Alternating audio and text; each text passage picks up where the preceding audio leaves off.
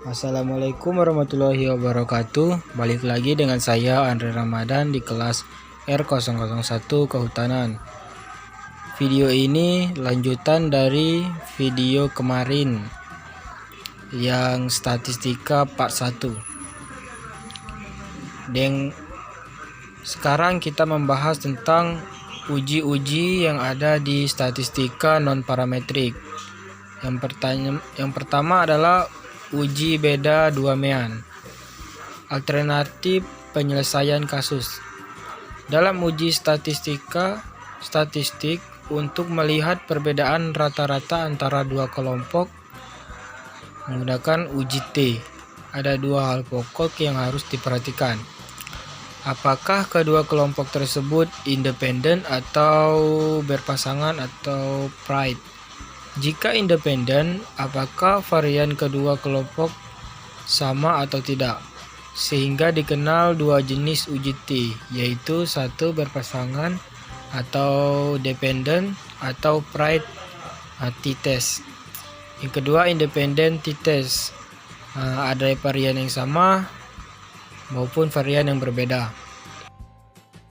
Uji t-test independen. Untuk varian yang sama, uji beda dua mean dapat dilakukan dengan menggunakan uji Z atau uji T. Uji Z dapat digunakan bila standar deviasi populasi diketahui, jumlah sampel besar atau lebih dari 30. Apabila kedua syarat tersebut tidak terpenuhi, maka dilakukan uji t-test. Selanjutnya adalah uji peringkat bertanda Wilcoxon. Uji peringkat bertanda Wilcoxon pertama kali diperkenalkan oleh Frank Wilcoxon pada tahun 1945 sebagai penyempurnaan dari uji tanda. Uji tanda untuk menguji kemaknaan perbedaan dua set pengamatan berpasangan dari suatu sampel atau dua sampel berhubungan berskala ordinal. Dengan uji tanda, perbedaan pasangan nilai pengamatan kedua sampel diberi tanda positif atau negatif. Uji tanda tidak memperhitungkan besarnya perbedaan pasangan nilai itu sendiri. Kekurangan itu diperbaiki dengan uji peringkat bertanda Wilcoxon. Yang selanjutnya adalah uji Kruskal-Wallis.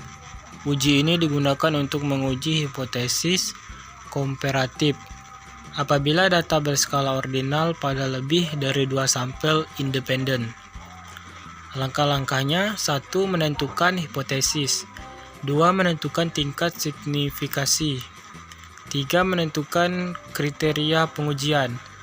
Jika nilai P lebih besar dari, maka HO diterima, dan jika nilai P lebih kecil, maka HO ditolak.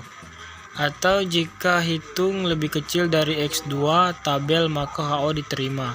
Dan jika H hitung lebih besar sama dengan X2 tabel, maka HO ditolak. Fungsi uji Kruskal adalah tes yang sangat berguna untuk menentukan apakah K sampel independen berasal dari populasi berbeda. Teknik Kruskal-Wallis menguji hipotesis nol bahwa K sampel berasal dari populasi sama atau populasi identik. Dalam hal harga rata-ratanya, tes ini menuntut pengukuran variabelnya paling lemah dalam skala ordinal. Selanjutnya adalah uji Friedman. Uji ini digunakan untuk menguji hipotesis apabila datanya berskala ordinal untuk data lebih dari dua sampel berpasangan atau relates. Langkah-langkahnya: 1. Menentukan hipotesis. 2. Menentukan tingkat signifikasi. 3. Menentukan kriteria pengujian.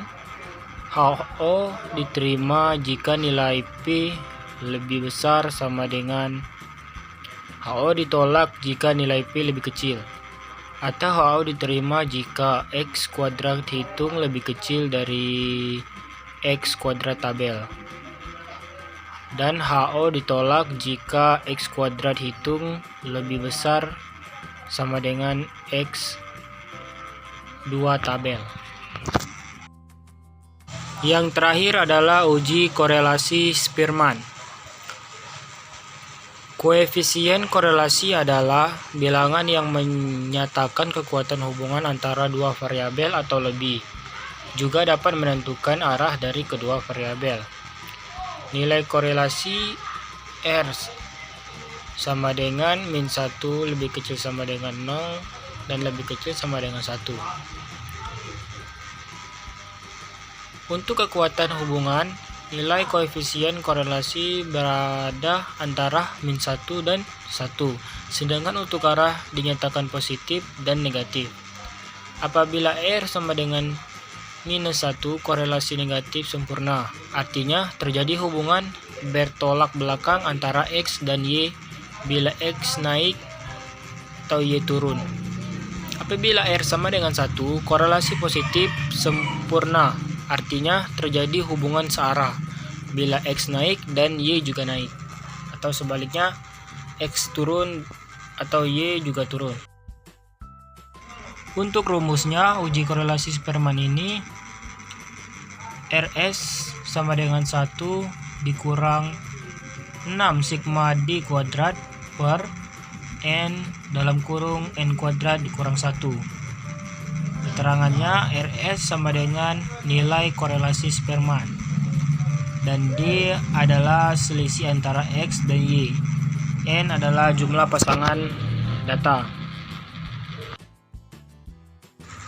Baiklah, begitu saja penjelasan saya dengan materi non-parametrik. Sampai ketemu di lain waktu. Wassalamualaikum warahmatullahi wabarakatuh.